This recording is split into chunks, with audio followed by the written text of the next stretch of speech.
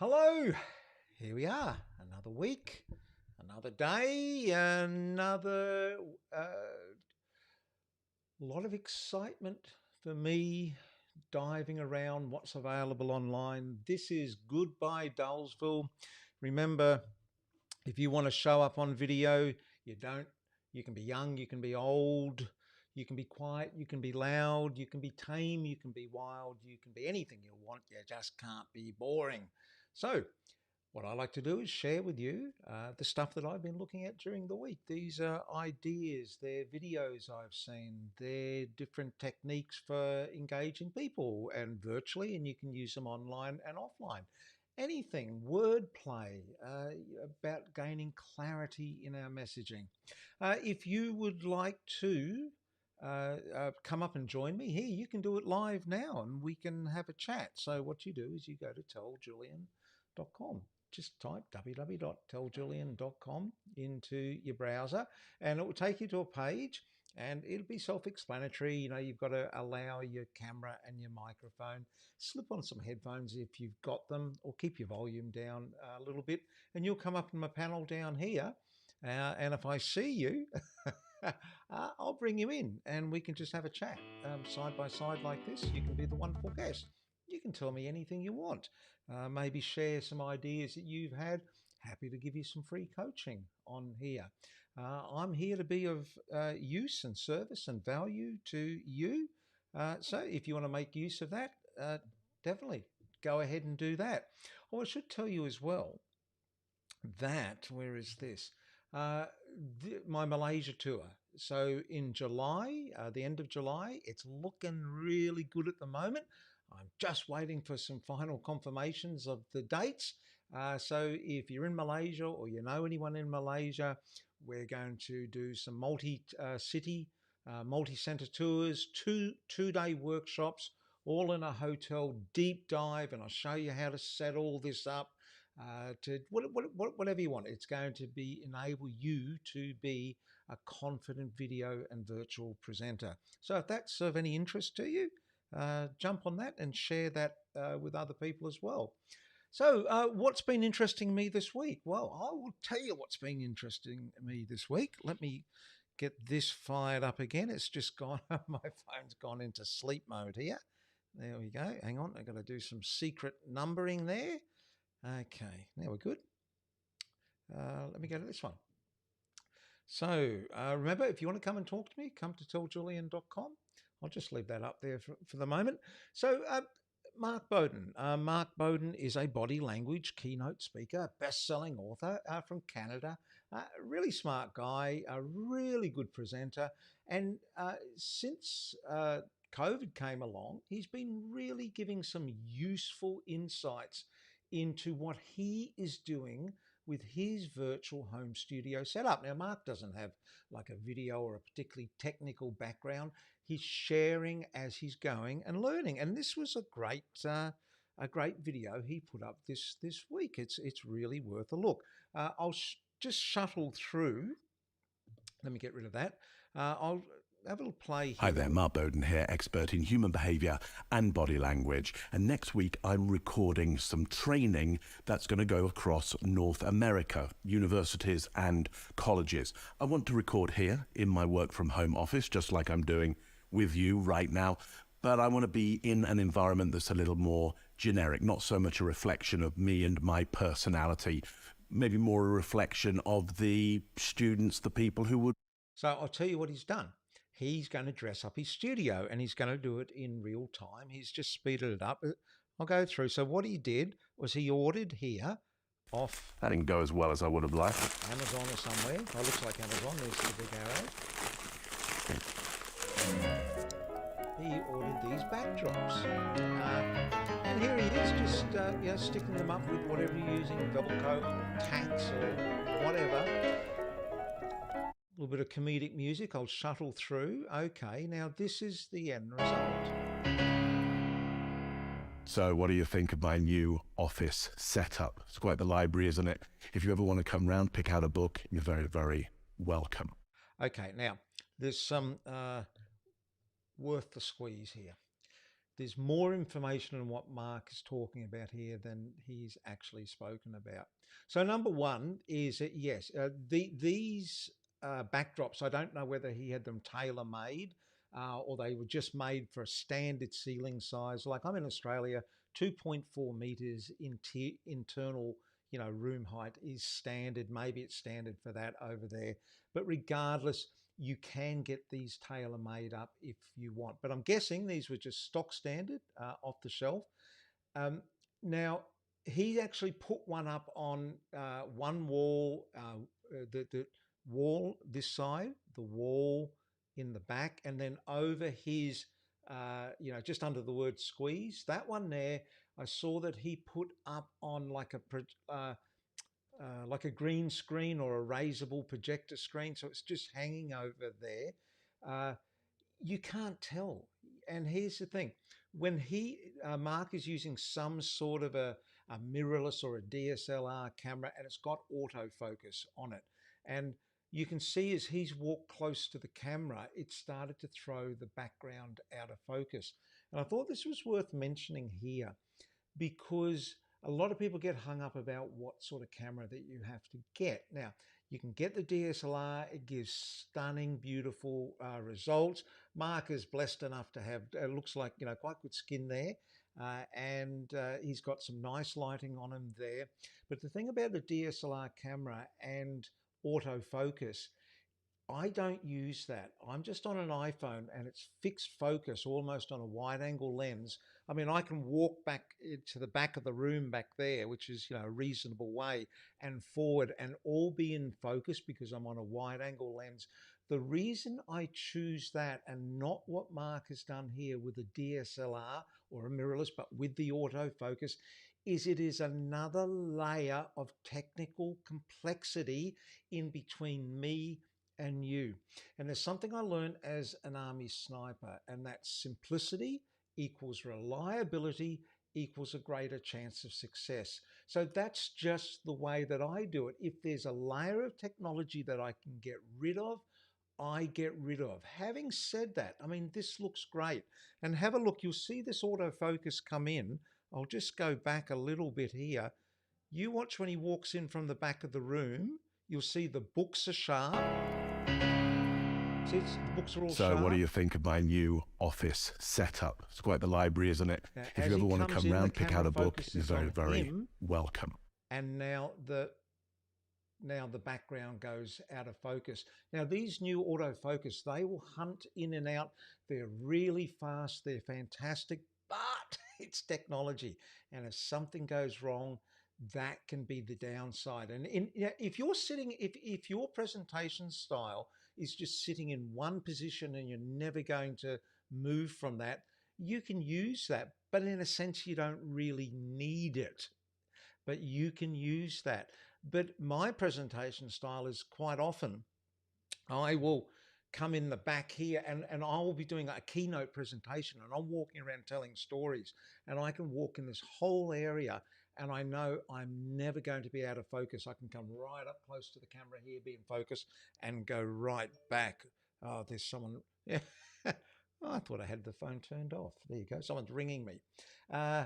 So where were we? Oh, yes, autofocus. So that is, Mark, that was a great, I thought, a great little video. But those backdrops, if you want to know about and what Mark did, go and chase up Mark. Follow him.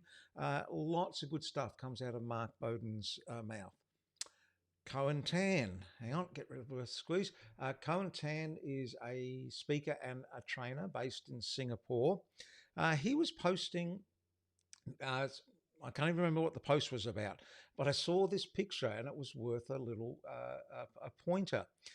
See that light that he's got up in the corner? That's an LED light. So LEDs are light emitting diodes.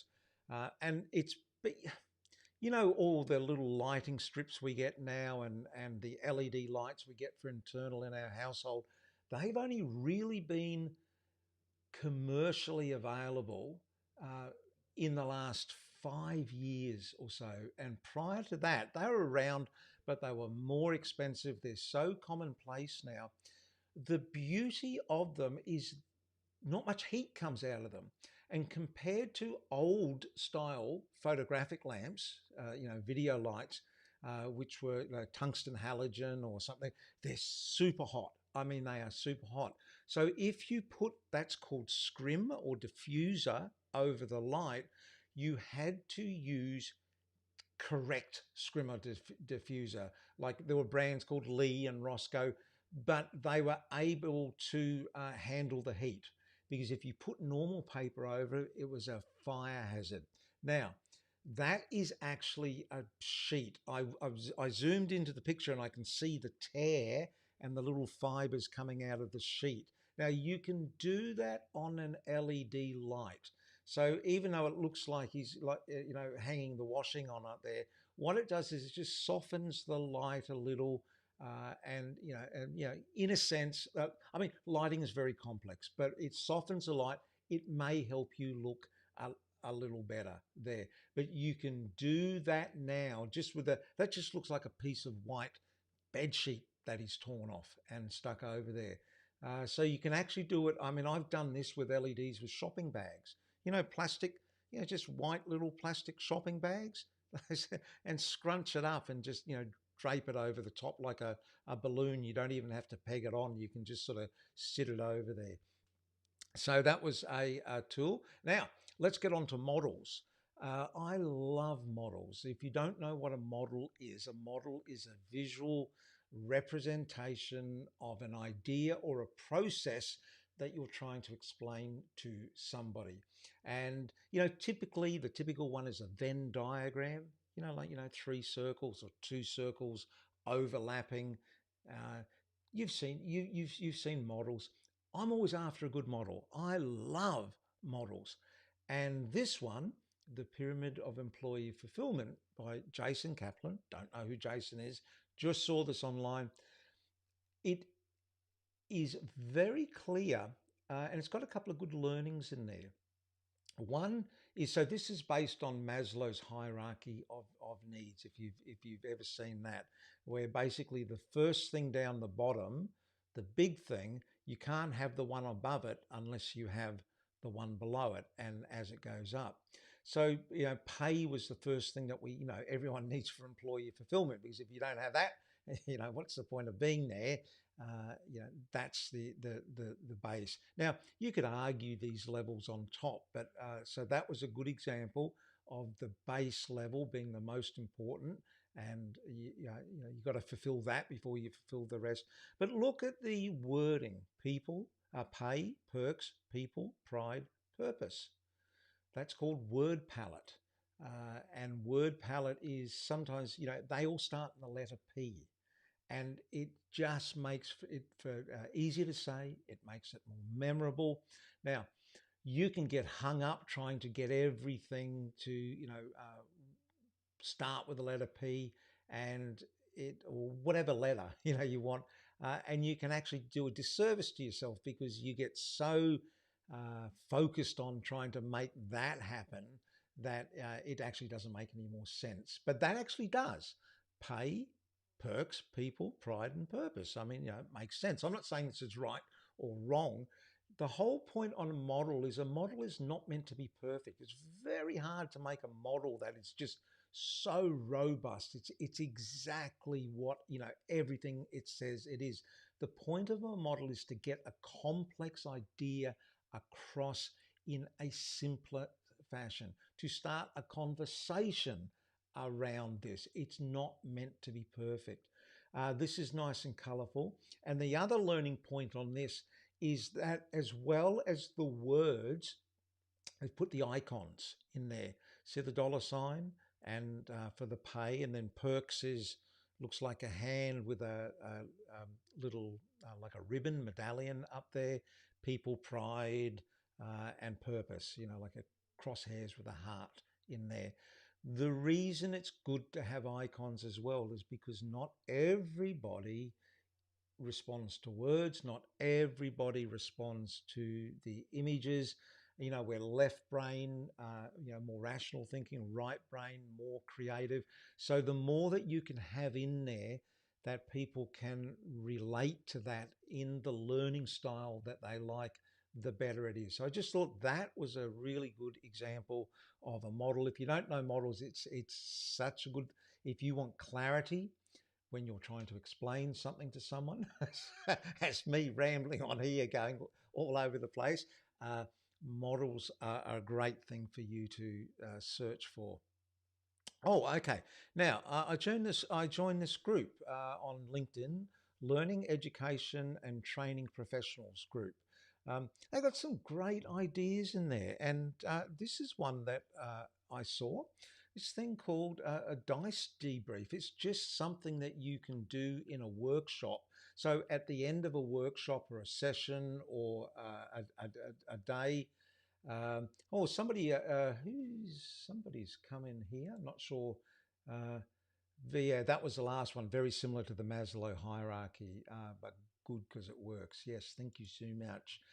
Um, the dice debrief is a great way that you can keep people engaged. So, you know, if you finish at the end of a workshop or a session, if you had a dice and you just rolled the dice, you know, each person rolled the dice and whatever they landed on, say it was number 3, describe a good idea you heard today. So it's a really good way to go through and make a random fun debrief. But you could do this online. If I go to stay with me here. Here we go. Silver 7. So here we go. Yep. So this is, I have another iPhone over here. So I've got one in my hand, one you're looking at me, and one here. Run everything off smartphones. Is that, you know, you could roll the dice online. So number 6, I can't remember what number 6 was. So you could, you know, do this. Or, you know, if you're in a Zoom session, what else could we do? You could, prior to the Zoom session, just tell one person that they are going to be the dice roller at the end. And if they can have a dice, and then, you know, you got everyone, you know, sitting there in your little boxes on Zoom, you could just get someone to be the dice roller. They roll the dice. Number 5, okay, and you can just nominate someone to speak to question number 5 that they've got there. So these are just ideas, and this goes in my idea bank. So if I'm doing a virtual session, you know, one day this, you know, might be perfect for me. So, you know, maybe you'll get some value out of it as well. What was I doing? I was doing my iPhone. That's it. Oh, there you go. So number 5 was describe something that pushed you outside your comfort zone. You know, you want to know something that pushes me outside my comfort zone? Singing. Can't sing a word. I get so nervous. You know, my greatest fear in life is doing karaoke. I honestly. And so and the reason I just mentioned that now is because I know how people get so hung up on turning up on video. I always remember how I still feel now about potentially singing in front of people, and it keeps me grounded in my empathy to how you're feeling, because I love doing this on video now. So, you know, we're all different. And oh, so okay, this is Warwick here. This is Warwick Merry, and you can get 20-sided dice for bigger rolls. Ha ha! There you go. You always learn something. Uh, Memes and graphics. I mean, you know, there's millions out there, aren't there? But I love this one because, you know, why we turn up on videos to try to be useful is to lead people, you know, in whatever industry or niche that you're in. And we're all so, you know, aren't we? We all want the next bit of information, the next app, the next webinar, the next workshop. And I saw this and it's just so true, isn't it? Look at that. We give the ladders to people that they can climb and see over the wall. But what do with them? They pile and they don't use them like they're meant to be used. One another, or if I had another ladder, eventually I'll see over the wall. Just thought this was brilliant. So thank you for at Success Pictures, whoever you are. Oh, now I got an email during the week. KEA was a Kids Entertainer Academy. It was a business I built up and sold about 5 years ago. It was an online training academy for professional children's entertainers. I got this email from someone in Israel who's just found them and has said that the value here Thank you for creating it and the content, which is still unsurpassed by anything put up since you moved on. The reason I wanted to mention this is that we turn up online and we turn up on these sessions and we don't get the engagement. You know, we'd love it if we had thousands upon thousands of people, but sometimes we get one, sometimes we get 10, sometimes we get 20 people that turn up, and you feel like nothing is really, engaging, or you're not making that progress that you would like to make. I have consistently found this, that I have people, I started in 2007 online. I get people contacting me, I mean, seriously, up to like 8 years later, and saying, something you did back 7 years ago has now influenced me to do something today. So there's this whole idea that, what we're doing here is we're building a digital footprint. And that is, it's not who you say you are, it's who Google says you are. And so this idea that nothing is happening immediately, you can't think in this mindset, because if you do, it's going to cripple you. It really is. So thank you for that. Oh, now, thank you, Amanda Heal. Amanda Heal is a previous client of mine. She put me onto this list. I never knew about it. It's called Future Tools at futuretools.io. Now, I like keeping up with what technology is available, and which is why, if you jump onto these sessions or follow what I do, is I point you to that. I curate it. I go through all the hard work and the list, so you don't have to do that. So I'm looking at this now, because this is a whole lot of apps, whether it's AI apps or productivity apps. And it's all on this one site. It's a very good site. So I'm keeping my eye on this for you, but know that if you want to keep across all these new apps, futuretools.io, sign up for the newsletter. It's a very good newsletter. Comes out with video, 3 videos to watch this week, and recommended apps and stuff. So anyway, that's worth a look in. Thank you, Amanda, for that. Alison Riggs. I came across Alison on LinkedIn. Alison put up this post about the curse of knowledge hurting your message. It was a video. That's just a screenshot from the video. But I want to shout out to Alison for some really good thought leadership here on clarity and communication and video, because I commented about the post. I said, clarity matters. Keep pumping this message, Alison. And Alison came back and she said, it's important to be clear. Clarity is kindness. And I had never considered that, because I'm always out there, pumping on about, clarity. It's respectful. I always say respectful. It's respectful of others' time, that you put the effort in to get your message clear before you get online and just go, I'm just going to ramble on forever and ever and ever. Hope I'm not doing that now. Rambling on forever and ever and ever. But it's actually kindness.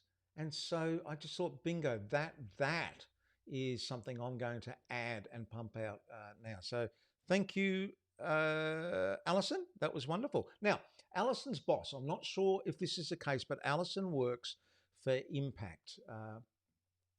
Impact, I don't know, it's like a digital agency, but it's run, I'm pretty sure, by Marcus Sheridan. Now, Marcus Sheridan is a great speaker from the States, but and he's also the author of a couple of fantastic books. They Ask You, I got it back to front. They Ask You Answer. I can't think. But it's about ways to use video in your business. And he's got this big following. And it's almost a revolution in the way that you can use video and approach your marketing. So I'm a big follower of Marcus, but he put up this post. And it was actually just a LinkedIn post. And this is what he said. I've wanted to build a brand on LinkedIn. It's not easy. I've averaged 5 posts a week for the last 4 years and found there are 7 qualities that have made all the difference. And he went on to list all those qualities in there. Okay, you can go and check that post out. That's not the point. I'm always looking for templates and I'm getting pretty good at spotting them. And I read that and went, bingo, there's a template. So I've named this the What I've Learned formula. And I'll always attribute this to Marcus and where I got this from. But want to, your desired outcome. It's not easy. I've put in a verb, uh, number of the relevant whatever action for the Y number of years, and there are Z qualities. So I don't want to be an amazing bricklayer. It's not easy. I've laid bricks every week. Uh, I've laid 2,000 bricks every week for the last 20 years. And I found there are 3 things that you need to do to be an amazing bricklayer. Bingo, you have yourself a video. So, what I've learned formula. Yep, that's great. That goes into my bin with all my resources. And yeah, that's it. I'm at the end. So, hopefully, you got some value out of that. I'm just going to check over here, see if there's. I wonder where that post is. Sorry, I'm talking to myself. I'm looking on LinkedIn over there. See Facebook. Thanks. Yeah, there's Warwick out there. Yeah, clarity is kindness. Love it. WGM, Warwick Mary again. That's good. Yeah, sorry, Warwick. What happens is with the pics don't come up in the name on the Facebook people. So eventually one day with Ecamm, that might be the case. So yeah, so the whole point is that I do this is to help you turn up and shine online. And remember, this is the process that we follow here because this is what I want to do. And all I'm doing is sharing with you what I want to do because I want to be the translator. I want to be in this niche of video and virtual. And it's so complex for so many people. So I want to make it accessible. So my key down the bottom of there is I have to simplify. So if I've got to simplify, what I've got to do is learn to speak articulately. And remember, articulately is not enunciating every word. It's finding the tools. Remember, we were looking just before at word palette. It's about, and metaphors. It's about finding the tools to take people from confusion to clarity. And then what I've got to do is I've got to encourage people because I was so freaked out about all of this when I started, and I want to make it seem achievable. So that's where you've got to present authentically. And, authentically means turning up and being vulnerable and saying I wasn't perfect. I struggled and I'm still imperfect at this because it's going to help you go from the fear to the confidence. And then I want you to actually be able to do it. So I've got to be the enabler. I've got to make it doable. And that's about teaching passionately. And that's why I turn up and do this, because I love going through and finding out all this stuff. So I want to share these tools with you. And, I want to be passionate because if I'm not passionate about this, why the heck am I going to turn up and do this? And that's going to take you from stuck to unstuck. So that's the process I follow. And that's why I turn up here and do this. Alrighty. Let me say, if anyone is there for the last call who wants to come out and join me, you can. You go to telljulian.com and you can jump on here and follow the process. I'll just hang on a moment here. I'll look over in LinkedIn and see if anyone has turned up on LinkedIn today. I've got to work out actually how to get that. Because if you've seen in LinkedIn, if you've never been on LinkedIn, when you go live on LinkedIn, the first place it comes up is in your banner. Your banner. You just turn up there on the home page. But I always work when I'm going. I can never find out where I've got to click to actually go to the actual page where it happens. All right, no problems. What is it? 2:57 here. I've spoken enough. You guys have a lovely, lovely time, and I'll see you whenever I see you. Hooroo.